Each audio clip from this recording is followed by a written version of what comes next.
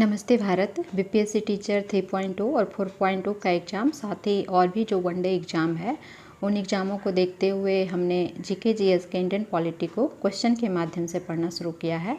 और हम यह जो बुक कंप्लीट कर रहे हैं वह विभिन्न परीक्षाओं में पूछे गए प्रश्नों का संकलन तो करता ही है, साथ ही साथ एनसीईआरटी और जो एससीईआरटी की इंडियन पॉलिटी की किताब है, इस किताब के जो भी चैप्टर हैं उस चैप्टर के जो भी कॉन्सेप्ट है उस कॉन्सेप्ट को भी यह क्वेश्चन जो है कवर करता है, जिससे कि अगर आप एग्ज़ाम देने जाते हैं तो आपके प्रीलिम्स के एग्ज़ाम में आपके लिए काफ़ी सहायक साबित होगा।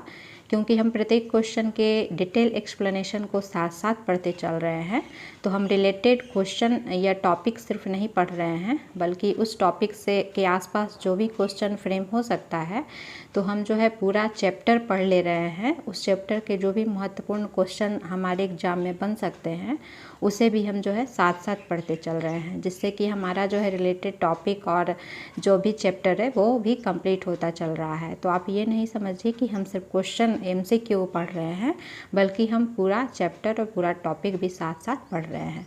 तो चलिए हम स्टार्ट करते हैं। हमने क्वेश्चन नंबर जो है 185 तक 185 तक जो है पढ़ लिया है। आज हम 186 नंबर से 186 नंबर क्वेश्चन से पढ़ेंगे। 186 नंबर क्वेश्चन किससे पूछा हुआ है?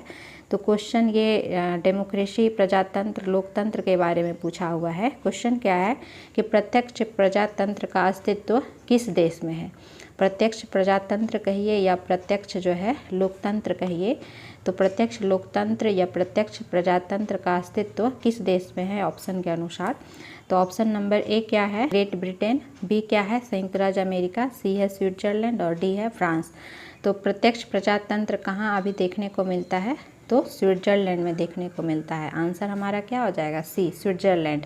तो हमें ये पता होना चाहिए कि प्रत्यक्ष प्रजातंत्र या प्रत्यक्ष लोकतंत्र की परिभाषा क्या है। तो प्रत्यक्ष प्रजातंत्र या प्रत्यक्ष लोकतंत्र को हम शुद्ध लोकतंत्र भी कहते हैं, प्योर डेमोक्रेसी कहते हैं। और क्यों कहते हैं इसे प्योर डेमोक्रेसी? क्योंकि ये प्रत्यक्ष जो प्रजातंत्र है या प्रत्यक्ष जो लोकतंत्र है, एक ऐसी प्रणाली है जिसमें नागरिक जो हैं, जो भी नागरिक होते हैं वहाँ के, वो नागरिक सीधे निर्णय लेने की जो प्रक्रिया होती है उस प्रक्रिया में जो है वो भागीदारी निभाते हैं। यानी कि नागरिक जो है अपने निर्वाचित प्रतिनिधि के माध्यम से नहीं, बल्कि नागरिक जो है अपनी भागीदारी डायरेक्ट जहाँ निभाते हैं, जहाँ अपनी भागीदारी जो है निर्णय प्रक्रिया में प्रत्यक्ष निभाते हैं, उसे ही हम क्या कहते हैं? प्रत्यक्ष प्रजातंत्र या प्रत्यक्ष लोकतंत्र। इसका उदाहरण जो है आप अगर भारत में देखना चाहें तो अखिल भारतीय स्तर पर तो हमारे यहाँ प्रत्यक्ष प्रजातंत्र नहीं है, लेकिन जो ग्राम पंचायत है, ग्राम पंचायत की जो एक आधारभूत इकाई है ग्राम सभा, आपने ग्राम पंचायत को पढ़ा होगा, तो ग्राम पंचायत की जो आधारभूत इकाई है क्या? ग्राम सभा। तो ग्राम सभा एक तरह से जो है प्रत्यक्ष प्रजातंत्र का उदाहरण है। क्वेश्चन बीपीएससी के द्वारा ये पूछा भी जा चुका है कि निम्नांकित में से जो है कौन प्रत्यक्ष प्रजातंत्र का उदाहरण है? तो ऑप्शन में क्या था? ग्राम सभा। तो ग्राम सभा प्रत्यक्ष प्रजातंत्र का या प्रत्यक्ष लोकतंत्र का उदाहरण है। कैसे है? क्योंकि इस ग्राम सभा में जो भी सदस्य होते हैं वैसे सदस्य इसके सदस्य होते हैं जिनका जो है उस पंचायत की मतदाता सूची में नाम होता है।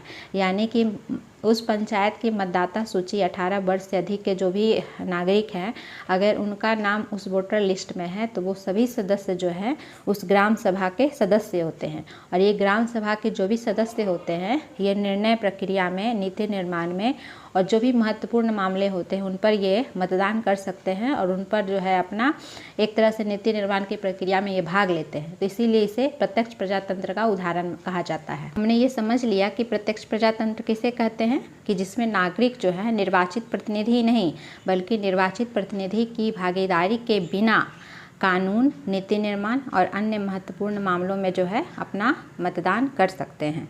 तो एग्जाम्पल में हमने ग्राम सभा को पढ़ा। वहीं जो है देश के स्तर पर हम देखें तो देश के स्तर में स्विट्जरलैंड में प्रत्यक्ष प्रजातंत्र देखने को मिलता है।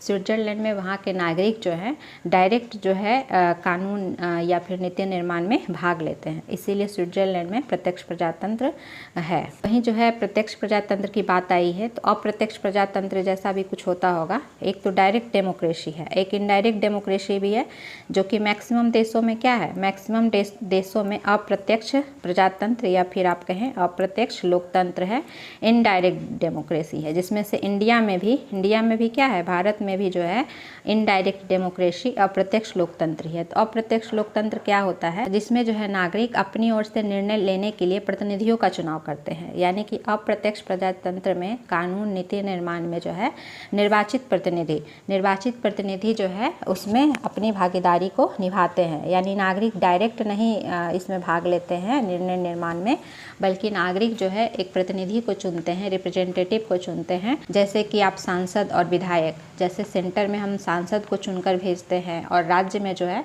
जो विधायक होते हैं उनको हम जो है इलेक्शन के माध्यम से, चुनाव के माध्यम से चुनते हैं। और वो सांसद और विधायक जो है संसद में, राज्य विधानमंडल में कानून और नीति निर्माण करने का काम करते हैं। तो ये क्या होता है, ये अप्रत्यक्ष लोकतंत्र इनडायरेक्ट डेमोक्रेसी है, जो कि अधिकांश देशों में है, जिसमें से भारत में भी कैसा है, अप्रत्यक्ष लोकतंत्र का ही उदाहरण है। वहीं संयुक्त राज्य अमेरिका USA में भी इनडायरेक्ट डेमोक्रेसी है, अप्रत्यक्ष लोकतंत्र है। और फ्रांस में भी, और जो है ग्रेट ब्रिटेन यानी कि जो ब्रिटेन है वहाँ भी जो है क्या है, इनडायरेक्ट डेमोक्रेसी है, अप्रत्यक्ष लोकतंत्र है। नेक्स्ट क्वेश्चन क्या है, नेक्स्ट क्वेश्चन जो है अनुच्छेद 19 से पूछा हुआ है कि अनुच्छेद 19 के अंतर्गत कौन सा स्वतंत्रता का अधिकार नहीं है। स्वतंत्रता का अधिकार से क्वेश्चन पूछ रहा है, जो कि आर्टिकल किस में दिया हुआ है, 19 में, अनुच्छेद 19 में दिया हुआ है। तो अनुच्छेद 19 के अंतर्गत पूछ रहा है कि कौन सा स्वतंत्रता का अधिकार नहीं है। हाँ और नहीं पे ध्यान देना है क्वेश्चन सॉल्व करते समय। ए नंबर ऑप्शन क्या है, संघ या संगठन की रचना का अधिकार। तो ये तो आर्टिकल 19 में आता है। पहले हम ऑप्शन देख लेते हैं, फिर हम आर्टिकल 19 को डिटेल से पढ़ेंगे। तो ए नंबर जो है स्वतंत्रता के अधिकार में आता है।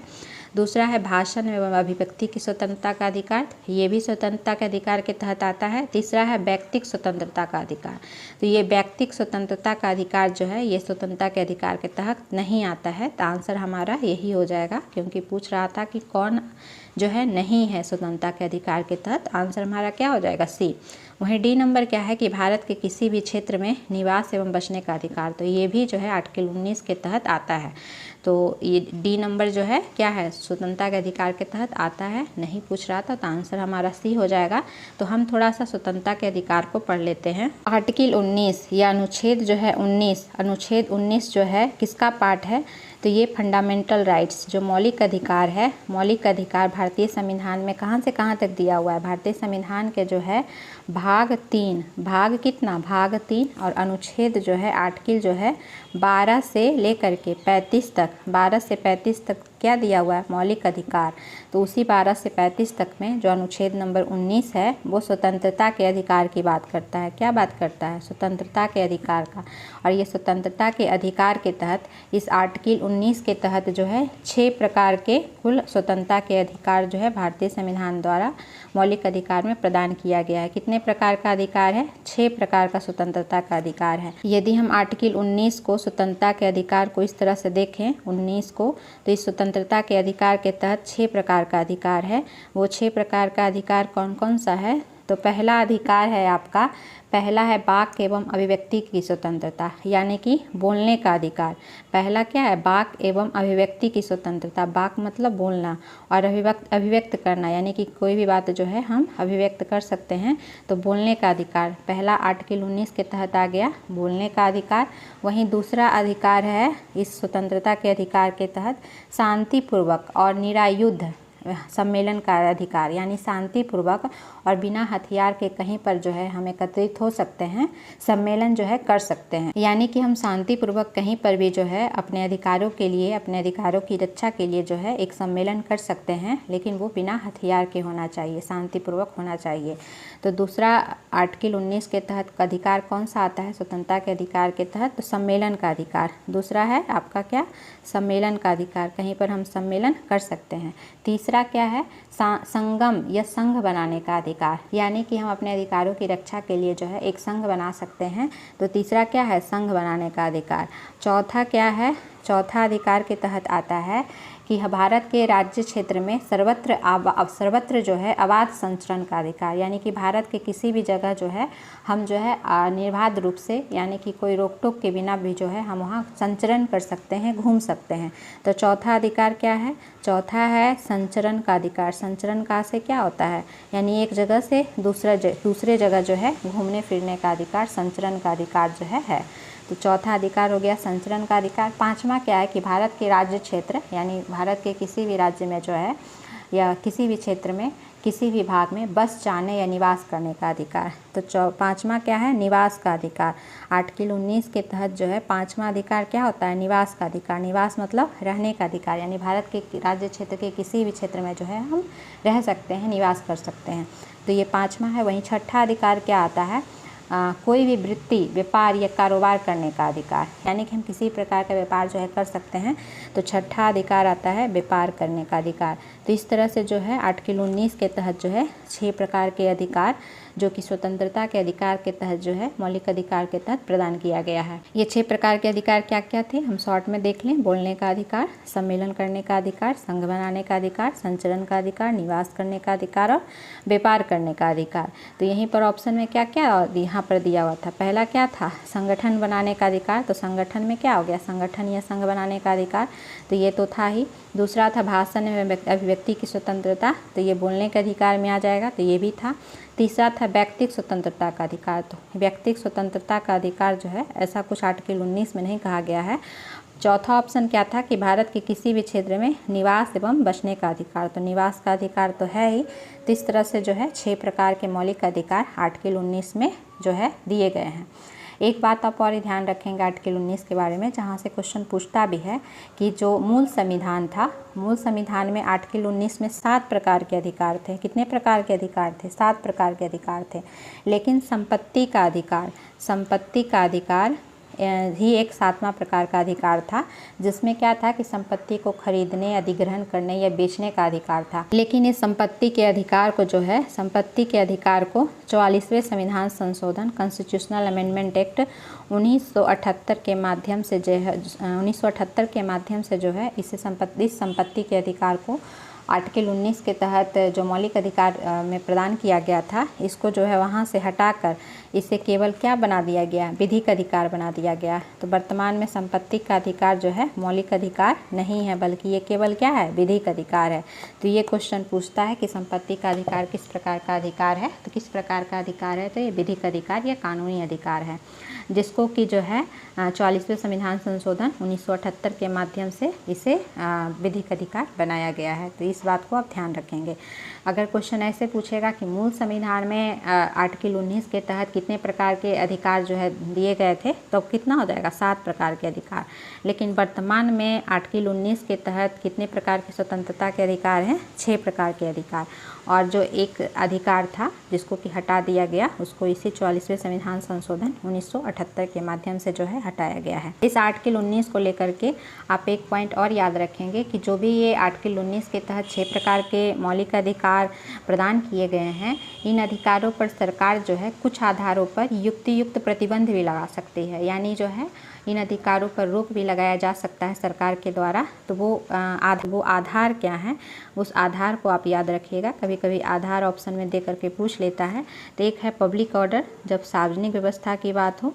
दूसरा है कि भारत की जब एकता एवं संप्रभुता का सवाल हो, यानी कि भारत की एकता और संप्रभुता का जब प्रश्न हो। और तीसरा होता है कि नैतिकता का बात हो, किसी प्रकार के एथिक्स की बात हो, नैतिकता का प्रश्न उठ रहा हो। तो ये 3 आधारों पे पब्लिक ऑर्डर, सार्वजनिक व्यवस्था, एक भारत की एकता, अखंडता एवं संप्रभुता, और तीसरा एथिक्स या नैतिकता के आधार पर जो है सरकार जो है इस आर्टिकल 19 के तहत जो भी जो है मौलिक अधिकार प्रदान किए गए हैं नागरिकों को, उस पर युक्त प्रतिबंध भी लगा सकते हैं। अगला क्वेश्चन क्या है कि निम्नलिखित में से कौन सी भारतीय संविधान की विशेषता नहीं है? यहाँ पर भारतीय संविधान, जो हमारा संविधान है, उस संविधान की विशेषता के बारे में पूछा जा रहा है। और क्वेश्चन क्या है कि कौन विशेषता नहीं है? हाँ और नहीं पर हमेशा ध्यान देना है। तो नहीं है पूछ रहा है, तो संघात्मक शासन प्रणाली भारतीय संविधान की विशेषता है। वहीं अलिखित संविधान जो है भारतीय संविधान की विशेषता नहीं है, बल्कि हमारा भारतीय संविधान क्या है? लिखित संविधान है। तो इसलिए अलिखित यहाँ पर दे दिया है। तो आप थोड़ा शब्दों पर ध्यान देंगे तो आपके क्वेश्चन का आंसर सही होने की संभावना जो है बढ़ जाती है। तो यही बी नंबर ऑप्शन हमारा आंसर हो जाएगा कि ये भारतीय संविधान की विशेषता नहीं है। भारतीय संविधान की विशेषता क्या है? लिखित संविधान, लिखित संविधान है, क्योंकि हमारा संविधान जो है क्या है? लिखित है, इसीलिए ये भारतीय संविधान की विशेषता है। अलिखित संविधान भारतीय संविधान की विशेषता नहीं है। तो यही हमारा आंसर हो जाएगा B number. C number option क्या है? संविधान सभा द्वारा निर्मित। तो हाँ, भारतीय संविधान को किसके द्वारा निर्मित किया गया है? संविधान सभा द्वारा ही निर्मित किया गया है। तो ये तो भारतीय संविधान की विशेषता है ही। चौथा ऑप्शन क्या है? संसदात्मक शासन प्रणाली यानी संसदीय व्यवस्था। तो हमारे यहाँ संसदीय व्यवस्था को अपनाया गया है, तो ये भी हमारे भारतीय संविधान की विशेषता है। तो नहीं है पूछ रहा था, तो बी नंबर ऑप्शन हो जाएगा। तो हम थोड़ा सा भारतीय संविधान की विशेषता को पढ़ ले। भारतीय संविधान की विशेषता जो है एक तरह से एक चैप्टर भी ही दिया हुआ है कि भारतीय संविधान की क्या क्या विशेषता होती है। तो भारतीय संविधान में जो भी तत्व शामिल किए गए हैं, जो हमारा भारतीय संविधान है, जिसमें कि कुल कितने भाग हैं? 22 भाग हैं, 395 अनुच्छेद हैं। कितने भाग हैं इस भारतीय संविधान? 22 भाग, 395 अनुच्छेद, एक प्रस्तावना दिया हुआ है और जो है 12 अनुसूचियाँ हैं। वर्तमान संविधान की बात है तो एक प्रस्तावना, 22 भाग, 395 अनुच्छेद और 12 अनुसूचियाँ, जिसमें से 395 अनुच्छेद मूल संविधान की ही बात की जाती है। हालांकि अभी जो है बहुत सारे संवैधानिक संशोधन किए गए हैं। उस संवैधानिक संशोधन के माध्यम से जो है ऐसा कहा जाता है कि वो 400 से प्लस अनुच्छेद हो गए हैं, 400 प्लस अनुच्छेद हो गए हैं। लेकिन चूँकि जो भी अनुच्छेद में संशोधन किया गया है तो वो कुछ एडिंग करके ही किया गया है। जैसे आर्टिकल 15 है तो 15 का 5 कर दिया गया, 6 कर दिया गया। तो हम मूलतः 395 ही मानते हैं। वैसे अगर ऑप्शन में 400 प्लस रहेगा तो आप ऑप्शन के अनुसार इसका आंसर करेंगे। तो 400 प्लस से अनुच्छेद वर्तमान में हो गए हैं। तो भारतीय संविधान जो ये बनाया गया है, एक प्रस्तावना, 22 भाग, 395 अनुच्छेद, 12 अनुसूचियाँ, तो इसकी क्या क्या विशेषताएँ हैं जो कि इतना कुछ इसमें बताया गया है। तो पहला तो यही है इसकी विशेषता कि हमारा जो भारतीय संविधान है वो सबसे लंबा और लिखित संविधान है। क्या है? सबसे लंबा भारतीय संविधान की अगर आप विशेषता को ले लें तो पहला इसका हो जाएगा विशेषता कि सबसे लंबा और लिखित संविधान है। सबसे लंबा क्यों है? क्योंकि जो है बहुत सारे देशों से हमारे संविधान में बहुत कुछ ग्रहण किया गया है। तो एक तरह से जो है संविधान हमारा बहुत लंबा हो गया है और लिखित भी है। सब कुछ लिखा हुआ है कि केंद्र की क्या शक्तियाँ होंगी, राज्य की क्या शक्तियाँ होंगी, या फिर जो भी संस्थाएं हैं उन संस्था को क्या शक्ति प्रदान की गई है। तो ये सब कुछ जो है लिखित है। तो हमारा संविधान कैसा है? सब लिखित संविधान है। तो पहला विशेषता यही हो गई, सबसे लंबा और लिखित संविधान है। दूसरा क्या है कि विभिन्न देशों से संविधान को ग्रहण किया जाना, यानी विभिन्न स्रोतों से विहित है हमारा संविधान।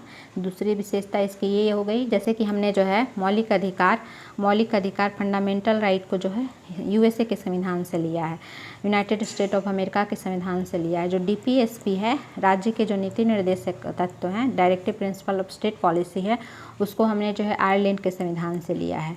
उसको कहाँ के संविधान से लिया है? आयरलैंड के संविधान से लिया है। वहीं जो है भारत शासन अधिनियम जो 1935 लाया गया था, भारत शासन अधिनियम 1935 को जो लाया गया था, तो मैक्सिमम जो है संविधान के तत्व जो हैं इसी से ग्रहण किए गए हैं। तो क्वेश्चन ये भी पूछता है कि संविधान के अधिकांश तत्व कहाँ से ग्रहण किए गए हैं? तो भारत शासन अधिनियम 1935 से ग्रहण किए गए हैं। तो इस तरह से हमने जो है अपने संविधान को विभिन्न स्रोतों से लिया है। ये भारतीय संविधान की दूसरी विशेषता है। वहीं भारतीय संविधान की तीसरी विशेषता हम देखें तो तीसरी विशेषता क्या है कि हमारा संविधान जो है नम्यता और अनम्यता का समन्वय है। नम्यता और क्या है? अनम्यता का समन्वय है। नम्यता से क्या आशय है? नम्यता से आशय है कि भारतीय संविधान के जो बहुत सारे भाग हैं उनको आसानी से संशोधन करके उसको कम या ज़्यादा किया जा सकता है। वहीं जो अनम्यता का आशय क्या है कि हमारे भारतीय संविधान के बहुत सारे ऐसे जो फीचर हैं, तत्व हैं, उसको जो है आसानी से संशोधित नहीं किया जा सकता है। उसको जो है विशेष बहुमत प्लस आधे से अधिक राज्यों के सहमति के बाद ही संशोधित किया जा सकता है। यानी कि उसमें संशोधन करना काफ़ी जो है कठिन काम है, तो वो अनम्य है, नम्य नहीं है। तो इस तरह से हमारे भारतीय संविधान के कुछ भाग जो है नम्य हैं, यानी उसमें आसानी से संशोधन किया जा सकता है, और भारतीय संविधान के कुछ भाग जो है नम्य हैं, यानी कि उसमें संशोधन करने के लिए जो है काफ़ी कुछ जो है प्रक्रिया अपनानी पड़ती है। तो हमारा भारतीय संविधान नम्यता और अनम्यता का क्या है? समन्वय है। वहीं अगली विशेषता हम देखें भारतीय संविधान की, तो हमारा संविधान जो है एकात्मकता, जो यूनिटरी जो फीचर है, एकात्मकता की झुकाव, तो एकात्मकता की ओर तो झुकाव है, लेकिन साथ ही साथ जो है संघीय व्यवस्था को भी अपनाया गया है, यानी कि जो है फेडरल फीचर को भी अपनाया गया है। एकात्मकता से आशय क्या है? एकात्मकता से आशय है कि जिसमें कि शक्ति का एक तरह से सेंट्रलाइजेशन हो गया है। अगर ये केंद्र है तो यहाँ पर शक्ति का केंद्रीकरण हो गया है, राज्यों को शक्ति का बंटवारा जो है कम से कम किया जाना, तो उसे हम कहेंगे एकात्मक हो जाना, यानी कि फीचर में यूनिटरी हो जाना, जो है सेंट्रलाइज हो जाना, शक्ति का केंद्रीकरण हो जाना। वहीं संघीय का आशय क्या है? संघीय का आशय है जहाँ शक्ति का विकेंद्रीकरण कर दिया जाए, यानी शक्तियों का बंटवारा कर दिया जाए। अगर हमें एकात्मकता का उदाहरण देखना है तो एकात्मकता का उदाहरण आप दे सकते हैं कि एक सशक्त हमारे यहाँ केंद्र है, हमारा एक संविधान है, एकल नागरिकता, सिंगल सिटीजनशिप की बात की गई है, कुछ आपातकालीन प्रावधान जो किए गए हैं जिसमें कि राष्ट्रीय आपातकाल लागू किया जाना या राष्ट्रपति शासन या वित्तीय आपातकाल, तो ये कुछ जो प्रोविज़न किया गया है, प्रावधान किया गया है, ये एकात्मकता को दिखाता है, यूनिटरी नेचर को दिखाता है। वहीं संघीय विशेषता का अगर हम उदाहरण देखें तो संघीय विशेषता है कि जहाँ दो सरकार हो, या शक्तियों का विभाजन किया गया हो, लिखित संविधान हो, संविधान की सर्वोच्चता हो, स्वतंत्र न्यायपालिका हो, तो यहाँ जहाँ की शक्ति का बंटवारा किया जा गया हो और जो पावर जो है ऊपर से नीचे एक तरह से विकेंद्रीकृत किया गया हो, तो वहाँ पे हम कहेंगे कि वो संघीय नेचर का है। तो हमारे यहाँ दोनों देखने को मिलता है हमारे भारतीय संविधान में, एकात्मकता भी और संघीय भी, लेकिन एकात्मकता की ओर झुकाव के साथ हमारी व्यवस्था कैसी है? संघीय व्यवस्था है। तो ये भारतीय संविधान की जो है एक और विशेषता है। अगली विशेषता क्या है? अगली विशेषता है संसदीय संप्रभुता। संसदीय संप्रभुता का क्या आशय है कि जो जहाँ पर विधायिका और कार्यपालिका दोनों जो है सहयोग और समन्वय के माध्यम से काम करे, तब हम कहेंगे कि हमारे यहाँ संसदीय संप्रभुता देखने को मिलता है। तो ये कुछ जो है भारतीय संविधान की विशेषता को हमने पढ़ा। अब हम अगले क्वेश्चन पर आते हैं। उच्च न्यायालय के न्यायाधीश की रिटायरमेंट की उम्र क्या है? तो उच्च न्यायालय जो हाईकोर्ट है, हाईकोर्ट के न्यायाधीश जो जस्टिस होते हैं, उनका रिटायरमेंट जो है, उनका सेवानिवृत्ति का उम्र क्या होता है? तो ये जो है 62 साल है। 62 साल हाईकोर्ट के न्यायाधीश की सेवानिवृत्ति या रिटायरमेंट का उम्र है। तो हम थोड़ा सा जो है हाईकोर्ट के बारे में पढ़ लेते हैं, उच्च न्यायालय के बारे में पढ़ लेते हैं। हाईकोर्ट का वर्णन कहाँ मिलता है भारतीय संविधान में? तो भारतीय संविधान के जो है अनुच्छेद 214 से 231 तक, कहाँ 214 से लेकर के 231 तक जो है हाईकोर्ट उच्च न्यायालय का वर्णन किया गया है। और संविधान का भाग कितना? भाग जो है 6 में, भाग 6 में। संविधान में कुल कितने भाग हैं? 22 भाग हैं। तो 22 भाग में से जो छठा भाग है, 6 नंबर का भाग है, उसमें हाईकोर्ट का प्रावधान किया गया है। और अनुच्छेद क्या है? 214 से 231 है, जिसमें से अनुच्छेद नंबर 214 में कहा गया है कि प्रत्येक राज्य के लिए एक उच्च न्यायालय होगा। वहीं जो है अनुच्छेद 231 में क्या कहा गया है कि संसद विधि द्वारा जो है 2 या 2 से अधिक राज्यों के लिए या 2 या 2 से अधिक संघ शासित प्रदेश के लिए एक ही उच्च न्यायालय की स्थापना कर सकती है। तो इसी आर्टिकल 231 का प्रयोग करते हुए जो है संसद के द्वारा 7वां संविधान संशोधन, 7वां कॉन्स्टिट्यूशनल अमेंडमेंट एक्ट जो है 1956 लाया गया, और इसके माध्यम से जो है 2 या 2 से अधिक राज्यों के लिए एक ही हाई कोर्ट की व्यवस्था जो है की गई है। तो इस तरह से हमारे यहाँ वर्तमान में जो है कितना हाई कोर्ट है? 25 जो है हाई कोर्ट हैं, 25 उच्च न्यायालय हैं, जिसमें से जो 2 संघ शासित प्रदेश हैं, दिल्ली और जम्मू एंड कश्मीर, इसका जो है अपना उच्च न्यायालय है। हाई कोर्ट के जो न्यायाधीश हैं उनकी योग्यता क्या निर्धारित की गई है संविधान द्वारा? तो वो भारत के नागरिक हो, उन्हें न्यायिक कार्य में 10 वर्ष का अनुभव रहा हो, या फिर 10 वर्ष तक वो हाईकोर्ट या किसी भी न्यायालय में उन्होंने वकील या अधिवक्ता का काम किया हो, तब वो जो है न्यायाधीश, हाईकोर्ट के न्यायाधीश बनने के लिए योग्य हैं। वहीं कार्यकाल हमने पढ़ा है कि उनका जो है 62 साल तक उनका कार्यकाल होता है, 62 साल में वो रिटायर हो जाते हैं। और इनको जो हाईकोर्ट के न्यायाधीश को किस प्रकार हटाया जाता है? हाईकोर्ट के न्यायाधीश को जो उसी प्रकार हटाया जाता है जैसे सुप्रीम कोर्ट, सर्वोच्च न्यायालय के न्यायाधीश को हटाया जाता है। तो सुप्रीम कोर्ट के न्यायाधीश के समान ही हटाने की प्रक्रिया हाईकोर्ट के न्यायाधीश की है। तो सुप्रीम कोर्ट के न्यायाधीश को कैसे हटाया जाता है?